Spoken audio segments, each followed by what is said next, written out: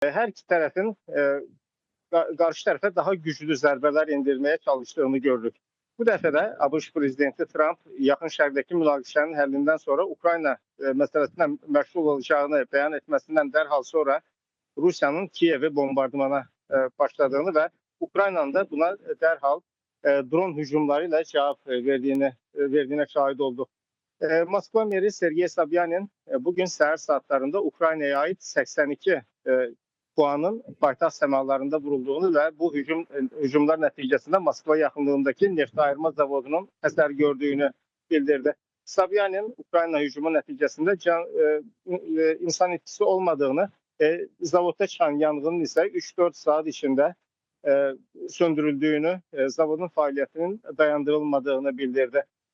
O həmçinin Ukrayna dronlarının hücumları səbəbinə bugün Moskvanın Şeremetiyeva, Vnukova və Domodedovo havalimanlarında fəaliyyətlərin məhdudlaşdırıldığını, Sankt-Peterburgdakı Pulkova havalimanının köməkçi havalimanı kimi Moskva reyslərini qəbul etdiyini bildirib. Rusiya mediası isə bugünkü Ukrayna hücumlarının bu ilin başından bəri bir gündə qeydə alınan ən güclü hücumlardan biri olduğunu yazır. Belə ki, bugün Rusiyanın müxtəlif bölgələrində ümumilikdə 172 puanın vurularaq düşürüldüyü deyilir ki, ən son 17 may tarixində bu qədər çox dron hücumu bir gündə qeydə alınmışdı. Moskva regionunun qubernatoru Andrey Vorobyov isə bugünkü hücumlar nəticəsində aralarında 13 yaşında bir qız uşağının da olduğu 6 nəfərin yaralandığını deyib. Bunu da deyim ki, hərbi ekspertlər son zamanlar Ukraynanın PUA istehsalında Rusiyaya çatdığını deyirlər və təbii ki, Ukraynanın Rusiya regionlarına dron hücumlarını artırması da elə bundan xəbər verir. Rusiya prezidenti Putin bu səbəblə artıq bilirsiniz ki, açıq havada keçirilən tədbirlərdə iştirak edə bilmir. Bunun üçün ABŞ vasitəsilə Ukraynadan icazə almaq məcburiyyətində qalıb. Ukraynanın bu hücumlarla əsas məqsədi isə Rusiya ordusunun döyüş qabiliyyətini azaltmaq üçün xüsusən də neft ayırma zavodlarını sıradan çıxarmaqdır. Rusiyanın Avropa qismində Ukrayna dronlarının hücumundan indiyədək zərər görməyən bir dənə belə neft ayırma zavodunun artıq qalmadığı bildirilir. Bugün səhər saatlarında zərər görən zavodun da ötən ilin dekabr ayında Ukrayna tərəfindən vurulduğu bildirilir. Təbii ki, bu hücumlar təsirsiz ötmür. Xüsusən Krım yarımadasında və Rusiyanın bir çox regionunda benzin qıtlığı xəbərləri gəlir. Benzin stansiyalarında böyük növbələrin yarandığı bildirilir. Bütün bunların fonunda isə təbii ki, Rusiya bir tərəfdən də ABŞ prezidenti Trump'ın köməkçiləri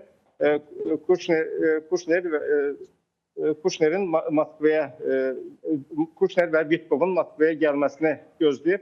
Bugün Kremlin sözcüsü Dmitri Peskov bu ziyarətin hələ dəqiq tarixinin müəyyən edilmədiyini, ancaq böyük ehtimalla ayın 19-undan sonra Kuşner ilə Vitkovun Moskvaya gəlməsi ehtimalının yüksək olduğunu bildirib. Akşin, bu istiqamətdə bir sualım da olacaq. G7 samiti çərçivəsində Trumpla Zelenski arasında görüşdən sonra Zelenskinin açıqlamalarında məhz birbaşa görüşün baş tuta biləcəyi məkanlar içərisində bir neçə ölkənin adı çəkildi. Və əlbəttə ki, burada Kremlin mövqeyi bir yöndədir ki, Zelenski Moskvaya gələ bilər, birbaşa görüşdə elə Rusiyada baş tuta bilərdi. Yəni, bu birbaşa görüşlə bağlı təklifi hələ ki, Rusiya tərəfi qəbul etmir. Amma Vitkov və Kuşnerin səfərindən sonra ola bilərmi Rusiyada hansısa bu istiqamətdə fikirlər dəyişdirilsin və adı çəkilən ölkələr və yaxud da ki, başqa hansısa ölkədə birbaşa danışıqlar baş tuta bilərmi? Nələr yazılır?